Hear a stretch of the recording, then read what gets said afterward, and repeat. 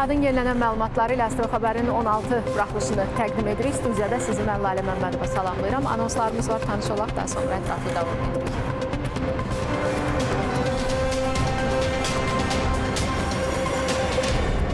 Böyük Ermənistan ideyası nağıldır.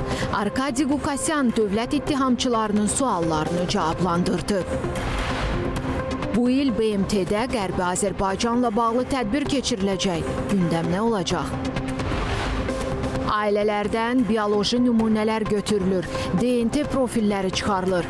Azərbaycanda itkin düşmüş şəxslərin axtarışı üzrə qiymətləndirmə hesabatı təqdim olundu. Suriya hökumət qüvvələri Əsədin tərəfdarını zərərsizləşdirdi. Son 3 gündə həlak olanların sayı 1300 nəfəri ötdü.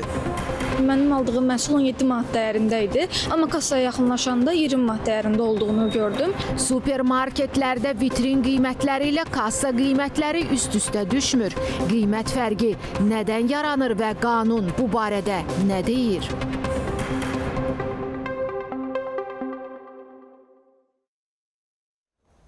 İstintaqla sübuta yetirilib ki, 170 Azərbaycanlı əsir ermənilər tərəfindən işgəncələrlə öldürülüb. İtkin düşmüş şəxslər üzrə beynəlxalq komissiyanın Azərbaycanda itkin düşmüş şəxslərin axtarışı üzrə qiymətləndirmə hesabatının təqdimatında bu barədə məlumat verilib. O da bildirilib ki, işğaldan azad edilmiş ərazilərdə indiyədək 23 kütləvi məzarlıq aşkarlanıb. 688 şəxsə aid meyit qalıqları tapılıb. 1988-ci ildən etibarən Ermənistanın Azərbaycana qarşı irəli sürdüyü əsassız ərazi iddialar və həyata keçirdiyi işğal faktı nəticəsində 19 mindən artıq vətəndaşımız öldürülüb və ya itkin düşüb. 65 mindən artıq insan müxtəlif bədən xəsarətləri alıb. Ermənistan Azərbaycana hərbi təcavüzü nəticəsində 3983 nəfər itkin düşmüş şəxs kimi qeydiyyata alınıb. Ən dəhşətlisi isə qəbirstanlıqların, o cümlədən itkinlərə aid məzarlıqların məqsədli şəkildə dağıdılmasıdır. Qeyd etdiyim səbəblərə görə hətta məzar yerləri barədə Dövlət Komissiyasına məlumat verən insanlar belə əraziləri aparılarkən onlara məlum olan dəfn yerlərini dəqiq göstərə bilmirlər. Həmçinin diqqətinizi çatdırıram ki, Azərbaycan Respublikasının əraziləri Ermənistan tərəfindən işğal edildiyi və 30 il ərzində bu ölkənin nəzarətində olduğu üçün itkin düşmüş şəxslərin dəfn yerləri barədə əsas məlumatlar məhz erməni tərəfindədir. Azad edilmiş ərazilərdə aparılan qazıntı işləri zamanı aşkarlanan 23 kütləvi məzarlıqdan 688 şəxsə aid meyit qalıqları aşkar edilib. Azərbaycanın müxtəlif şəhər və rayonlarında 23 qəbirstanlıqda tanınmadan dəfn edilmiş məzarlardan 192 nəfərə aid meyit qalığı ekshumasiya edilib. 1 mart 2025-ci il olan məlumata əsasən 688 itkin düşmüş şəxsə aid meyit qalığı aşkarlanıb. Onlardan 165 nəfərin şəxsiyyəti eyniləşdirilərək meyitləri ailələrinə təhvil verilib. Qeyd olundu ki, müharibə dövründə 900-dən artıq yaşayış məntəqəsi tamamilə dağıdılıb. Ərazilərin infrastrukturuna və ekologiyasına 10 milyard dollarla ölçülən ziyan vurulub. Ərazilərin minalanması isə itkin düşənlərin axtarışına ciddi maneədir. 30 illik işğal dövründə ərazilər mina və partlamamış sursatlarla həddindən artıq çirkləndirilmişdir. Bunun nəticəsidir ki, hərbi əməliyyatlar başa çıxdıqdan sonra hazırki dövrədək ərazilərdə mina partlayışı ilə bağlı 231 insident qeydə alınmış, nəticədə 70 nəfər həlak olmuş, 314 nəfər yaralanmışdır. İtkin düşmüş şəxslərin tapılması regionda sülh və sabitlik üçün də mühüm məsələdir. Əminəm ki, Azərbaycan və regiondakı insanlar buna can atırlar. İtkin düşmüş şəxslər üzrə beynəlxalq komissiyanın baş direktoru Katrin Bomberger çıxışında bu barədə danışıb. Azərbaycan ekshumasiya üzərində işləyir. Bunu daha çox peşəkar şəkildə həyata keçirir. Mən özüm burada arxeologiya və antropologiya bölməsində işlərin aparılmasının canlı şahidi oldum. 3700 itkin düşmüş şəxslə bağlı ailələrdən 11 min nümunə toplanmışdı. Bu yaxşı bir nisbətdir. Hər bir itkin düşmüş şəxslə bağlı 3-4 referensin olması yaxşı haldır. Azərbaycanla Ermənistan arasında itkin düşmüş şəxslər üçün müstəqil DNT müqayisəsi mexanizminin yaradılması təklif olunur. Bu, Beynəlxalq İtkin Düşmüş Şəxslər Komissiyasının qiymətləndirmə hesabatında əksini tapıb. Kamil Eldaroğlu, Emin Əhmədov, ASTV Xəbər. Ermənistanın hərbi təcavüzü nəticəsində sülh və insanlıq əleyhinə cinayətlər, müharibə cinayətləri, o cümlədən təcavüzkar müharibənin hazırlanması və aparılması, soyqırımı, müharibə qanunlarını və adətlərini pozma və digər çoxsaylı cinayətlər törətməkdə təqsirləndirilən 15 nəfər Ermənistan vətəndaşının barəsində olan cinayət işi üzrə məhkəmə prosesi davam edir. İclasda təqsirləndirilən Arkadi Qukasyan dövlət ittihamçılarının suallarını cavablandırıb. Arkadi Qukasyan ona böyük Ermənistan cinayətkar ideologiyası ilə bağlı ünvanlanan suala cavabında bunu böyük nağıl adlandırıb. Bildirib ki, o nağıla inanmayıb və məsələyə ciddi yanaşmayıb. Bundan başqa qeyd edib ki, 1992-ci ildə Qarabağ ərazisində 30 mindən az erməni əsilli sakin yaşayıb. Təqsirləndirilən şəxs Arkadi Qukasyana qondarma rejimdə tutduğu vəzifələrə, Ermənistanda və Azərbaycanın suveren ərazisi olan Qarabağda yaradılmış Krung təşkilatı mə'sum cinayətkar ideologiyasına dair suallar verilib. Arkadi Qukasyan Krung və mə'sumun üzvü olmadığını deyib.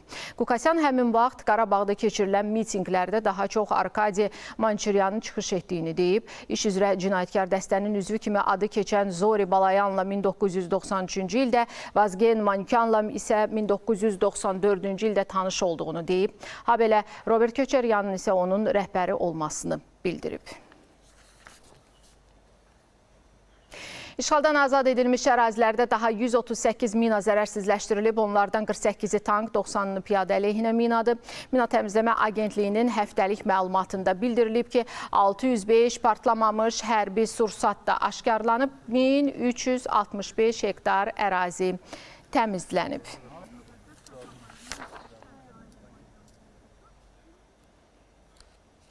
Dünya gündəmi ilə davam edirik. Bir neçə gündür şiddətli döyüşlərin getdiyi Suriyada sabitlik bərpa edilib. Müdafiə Nazirliyi devrilmiş prezident Bəşər Əsədi dəstəkləyən qüvvələrə qarşı hərbi əməliyyatın başa çatdığını açıqlayıb. Gələcəkdə belə halların təkrarlanmaması üçün plan hazırlanıb. Suriyanın keçid dövrü prezidenti qarşıdurmanın günahkarlarının məsuliyyətə cəlb olunacağını bəyan edib. Suriya hökumət qüvvələri devrilmiş prezident Bəşər Əsədin tərəfdarı olan silahlıları zərərsizləşdirib. Bu barədə keçid hökumətinin Müdafiə Nazirliyi açıqlama yayıb. Bəyanatda deyilir ki, Lazqiyə və Tartus vilayətlərində keçmiş rejimin qalıqlarını zərərsizləşdirmək mümkün olub. Bununla da təhlükə aradan qaldırılıb və regionun təhlükəsizliyi təmin edilib. Hərbi əməliyyatın başa çatdığını elan edən Nazirlik dövlət qurumlarının fəaliyyətinin bərpa olunduğunu bildirib. Təhlükəsizlik qüvvələri gələcəkdə Əsəd tərəfdarlarının silahlı hücumlarının təkrarlanmaması üçün plan işləyib hazırlayıb. Martın 6-sında Lazqiyə, Tartus və Homs vilayətlərində təhlükəsizlik qüvvələri ilə Əsəd tərəfdarları arasında şiddətli toqquşmalar başlayıb. Adı çəkilən vilayətlərə hərbi dəstələr və zirehli texnika cəlb edilib. Suriyada İnsan Hüquqlarının Müşahidəsi qrupunun yaydığı məlumata görə 3 gün ərzində həlak olanların sayı 1300 nəfəri ötüb. Onların 830-u mülki şəxs, 231-i təhlükəsizlik qüvvələrinin əməkdaşı, 250 nəfəri isə Bəşər Əsədin də təmsil etdiyi Ələvi icmasının üzvləridir. Baş verənlərlə bağlı çıxış edən Suriyanın keçid dövrü prezidenti Əhməd Əş-Şara, Əsəd tərəfdarları ilə hökumət qüvvələri arasında qarşıdurmanın günahkarlarının məsuliyyətə cəlb olunacağını bəyan edib. O, xarici qüvvələrin ölkədə çaxnaşma yaratmaqda maraqlı olduğunu bildirsə də, konkret ad çəkməyib. Biz yeni təhlükə ilə üz-üzəyik. Keçmiş rejimin qalıqları və onların arxasında duran xarici qüvvələr ölkəmizi parçalamaq, onun birliyini və sabitliyini pozmaq məqsədi ilə yeni qiyam qaldırmaq və ölkəmizi vətəndaş müharibəsinə sürükləməyə cəhd edir. Biz silahlı qüvvələrə və dövlət qurumlarına qarşı cinayətlər törətmiş, devrilmiş rejimin qalıqlarının əməllərinə dözməyəcəyik. Onların bir seçimi var. Dərhal qanun qarşısında təslim olmaq. Fərda Abbasova, ASTV Xəbər. Son bir neçə gündür Rusiya ordusunun güclü hava hücumlarına məruz qalan Ukrayna qarşı tərəfə analoji zərbə indirib. Ukrayna qüvvələri Rusiyanın Samara vilayətində neft emalı zavodunu hədəf alıb. Dron hücumu nəticəsində zavodun ərazisində yanğın və partlayışlar baş verib. Samaranın yerli icra orqanları öz növbəsində hücumun uğursuz olduğunu iddia edir. Rusiya ordusu isə Ukrayna ərazilərinə 176 ədəd şahid tipli pilotsuz uçuş aparatı buraxıb, aviasiya bombası atıb. Bu barədə Ukrayna Hərbi Hava Qüvvələrinin hesabatında məlumat verilib. Dronlardan 130-u havada vurulub. PUA qalıqlarının düşməsi nəticəsində Xarkov, Poltava və Kiyev vilayətlərində yaşayış evləri, inzibati binalar və kənd təsərrüfatı texnikasına ciddi ziyan dəyib. Zaporojyeyə isə aviasiya bombası ilə zərbə endirilib. Hücum nəticəsində azı 2 nəfər xəsarət alıb. Partlayış dalğası 2 evin dağılmasına səbəb olub.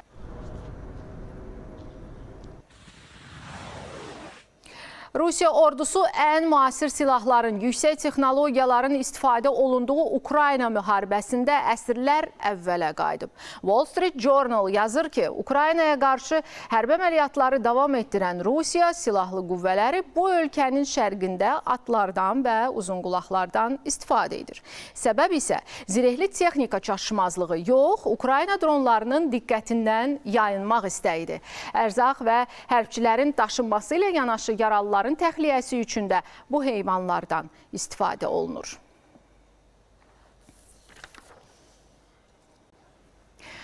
İranın Çabahar limanında Rusiya, İran və Çinin hərbi dəniz qüvvələrinin dəniz təhlükəsizlik kəməri 2025 təlimləri başlayıb. Dəniz təhlükəsizlik kəməri artıq 7-ci dəfədir ki, İran tərəfindən təşkil olunur. Oman körfəzində Qırmızı dənizdə keçirilən bu ilki manevrlərə 15-ə yaxın gəmi, yardımçı gəmilər və döyüş katerləri, eləcə də dəniz aviasiyası helikopterləri cəlb olunub.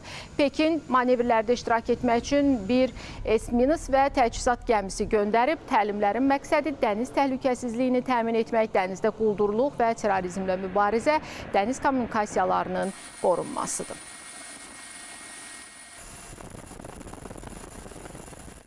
Bu arada ABŞ prezidenti Rusiya, İran və Çin donanmalarının iştirak etdiyi təlimlərə münasibət bildirib. Jurnalistin sualına cavabında Donald Trump təlimlərdən heç bir narahatlıq hissi keçirmədiyini deyib. Müvafiq açıqlama ilə o, Floridadan Vaşinqtona qayıdarkən təyyarədə çıxış edib.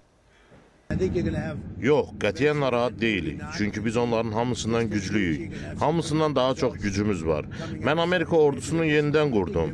Təəssüf ki, ABŞ-nin 46-cı prezidenti Joe Biden bununla bağlı heç nə etmədi. Amma mən ordunu yenidən qurdum. ABŞ ilə Çin arasında ticarət müharibəsi şiddətlənir. Bugündən Amerika Birləşmiş Ştatlarının kənd təsərrüfatı məhsullarına Çinin yeni tarifləri qüvvəyə minib. Amerikanın bir sıra kənd təsərrüfatı məhsullarına 10-15% cərimə rüsumları tətbiq edilib. Bu addım Çinin ABŞ-yə idxal etdiyi məhsulların tariflərinin növbəti artımına cavab olaraq atılıb. Çinin Maliyyə Nazirliyi bildirib ki, hazırda tətbiq edilən əlavə 15%lik tariflər ABŞ-dən toyuq, buğda, qarğıdalı və pambıq idxalına şamil edilir. Soya, donuz əti, mal əti, balıq, meyvə, tərəvəz və süd məhsullarına isə 10% rüsum tətbiq edilir. Rumıniya Mərkəzi Seçki Komissiyası Rusiya yönümlü siyasətçi Kelin Georgescu'nun maydakı prezident seçkilərində iştirakına veto qoyub. Martın 7-sində ali kürsü uğrunda namizədliyini irəli sürən Georgescu'nun yarışdan uzaqlaşdırılmasından sonra tərəfdarları MSK-ya axın edib. Nümayişdə polislə etirazçılar arasında qısa müddətli qarşıdurma olub. Siyasətçi isə haqqında verilən qərarla bağlı ali məhkəməyə müraciət edib. Adı bir sıra qalmaqallarda hallanan Kelin Georgescu faşist təşkilatına üzvlüyü və yalan bəyanat vermək də daxil olmaqla 6 qanun pozuntusuna görə istintaqa cəlb olunub. O, noyabrda keçirilən prezident seçkilərinin ilk turunda bütün rəqiblərini üstələsə də, Konstitusiya Məhkəməsi Rusiyanın Georgescu'nun qalib gəlməsi üçün həmin seçkilərə müdaxilə etdiyini əsas göstərərək nəticələri ləğv etmişdi. İstismar müddəti başa çatdığından təhlükə mənbəyi hesab edilən Ermənistanın Metsamor Atom Elektrik Stansiyası bu dəfə fərqli məsələ ilə gündəmə gəlib. Stansiyadan borular oğurlanıb. Bu ölkənin kütləvi informasiya vasitələri belə bir məlumat yayıb. Mis, nikel və dəmirdən istehsal olunan boruların oğurlanması prosesi 2 həftə davam edib. Məsələ ilə bağlı yerli hüquq mühafizə orqanları cinayət işi açıb. Maraqlısı odur ki, Metsamor Atom Elektrik Stansiyası strateji obyektdir. Mühafizəsi yüksək səviyyədə aparılmalı olan obyektin ərazisindən oğurluq edilməsi Ermənistanın atom energetikasının, eləcə də Metsamor Atom Elektrik Stansiyasının fəaliyyətinin təhlükəsizliyini sual altında qoyur. Argentinada çoxsaylı insan tələfatına səbəb olan təbii fəlakətlə əlaqədar 3 günlük matəm elan edilib. Son məlumatlara görə Bahia Blanca şəhərində qeydə alınan daşqınlarda həlak olanların sayı 16-ya çatıb. İtkin düşənlər olduğundan tələfatın artacağı istisna edilmir. Ölkə rəsmilərinin sözlərinə görə Bahia Blanca'ya bir neçə saat ərzində düşən yağıntının həcmi 1 illik normaya bərabər olub. Şəhərə 400 milyon dollardan çox maddi ziyan dəyib.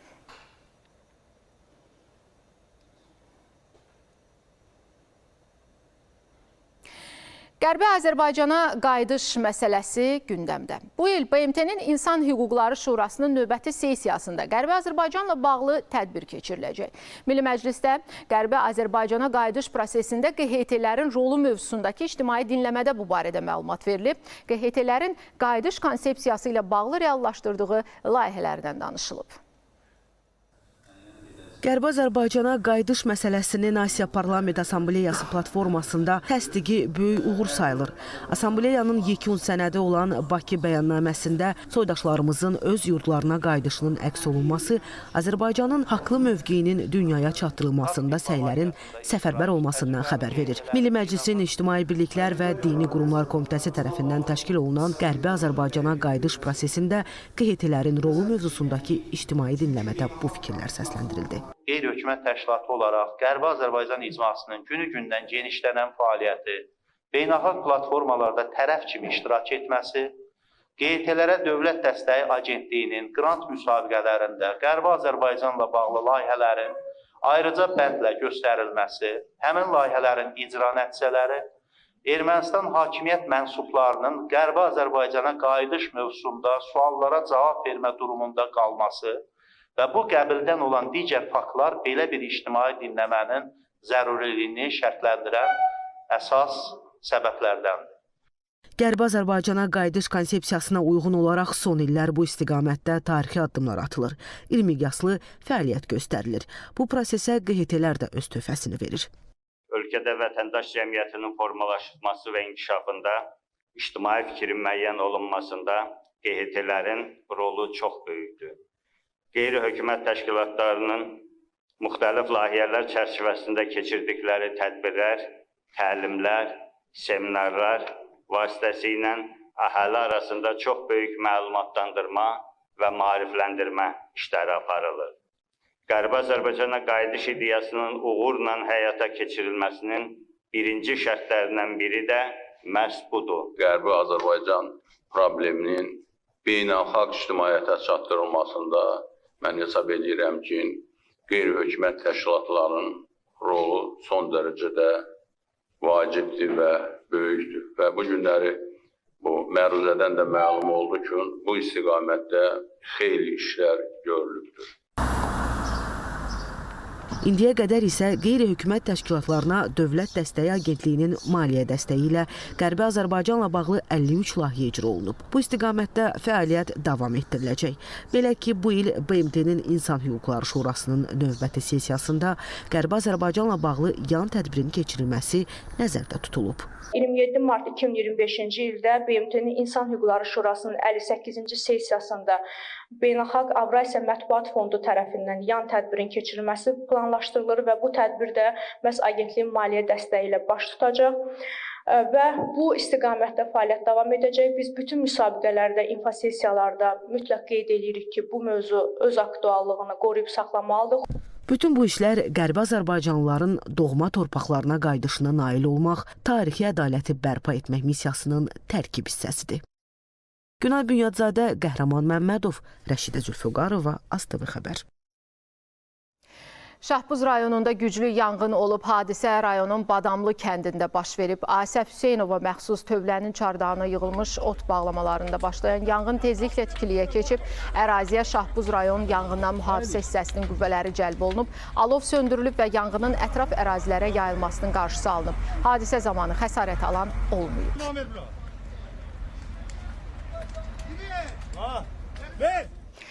Qəbul imtahanlarının vaxtı açıqlanıb. 1, 2, 3 və 4-cü ixtisas qrupları üzrə imtahanın ikinci mərhələsinin birinci cəhdi mayın sonu, iyunun əvvəlində keçiriləcək. Dövlət İmtahan Mərkəzindən bildirilib ki, dəqiq tarixlər barədə əlavə məlumat veriləcək. Abituriyentlər üçün qeydiyyat aprelin 17-sində başlayacaq və mayın 1-də yekunlaşacaq.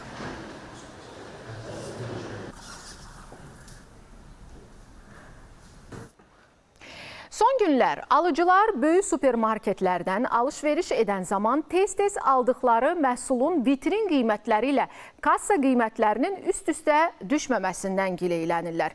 Vitrinlərdə məhsulların qiymətləri ucuz göstərilsə də, kassa qarşısında müştərilər qədərindən artıq məbləğ ödəyirlər. Və bu uyğunsuzluq həm istehlakçı hüquqlarını, həm də şəffaf ticarət praktikalarını zədələyir. Məsələni araşdırmağa çalışdıq, izləyək. Mənim aldığım məhsul 17 manat dəyərində idi, amma kassaya yaxınlaşanda 20 manat dəyərində olduğunu gördüm və burada haqqımı tələb etdim. Orada mənə kömək edilməsini tələb elədim və mənə onlar dəstək oldular. Marketlərdə üzləşmişəm bu problemlərlə. Elə olub ki, vitrində gördüyüm məhsul çox ucuz qiymət olub. Məsələn, atıram 2 manat olub, amma kassaya gələndə görmüşəm məhsulun qiyməti 4 manatdır. Yenidən öz narazıçılığımı bildirəndə, amma heç mənə saymayıblar. Görmüşəm ki, nar məsəl üçün 2 manatdır. Almışam narı, gəlmişəm evdə çekə baxanda görürəm, bu 3 manat neçə qəpik pul çıxıb. Açmışam paketi, paketin üstündə həmin o 3 manat neçə qəpikdir, ancaq çekdə isə başqa qiymətdir. Böyük marketlərdə vitrinlərdəki qiymətlərlə kassadakı qiymətlərin üst-üstə düşməməsi ilə bağlı məsələ dəfələrlə gündəmə gəlib.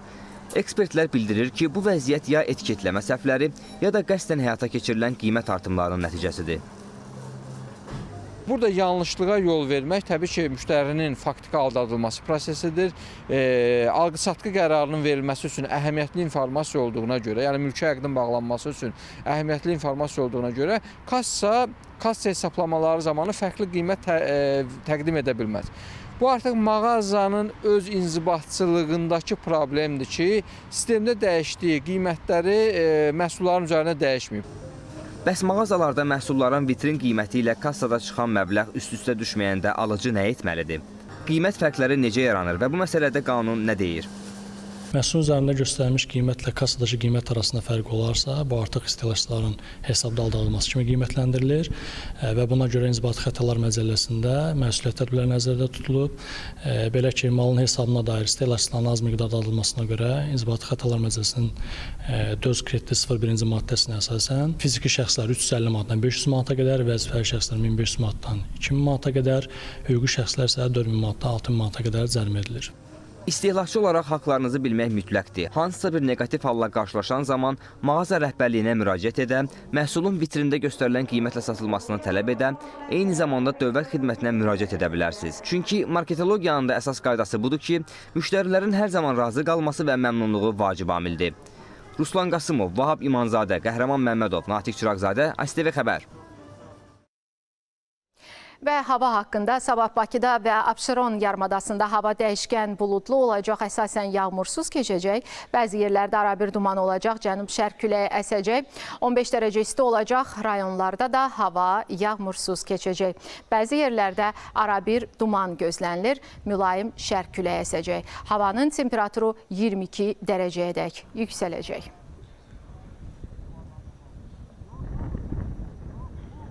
Bakıda Təzə Pir məscidi, Əmircanda Murtuza Muxtarov məscidi, Şamaxıda Cümə məscidi, Göyçayda Əbülfəzli Əbbas məscidi. Müxtəlif bölgələrdə inşa olunan bu və daha bir neçə məscidi birləşdirən ümumi bir cəhət onların hamısının məşhur memar Zivər bəy Əhmədbəyovun layihəsi və rəhbərliyi ilə tikilmələridir. Hamısı da ölkəmizin gözəl memarlıq abidələri sırasındadır. Hazırda onlardan biri Göyçaydakı məscid barədə süjeti təqdim edirik.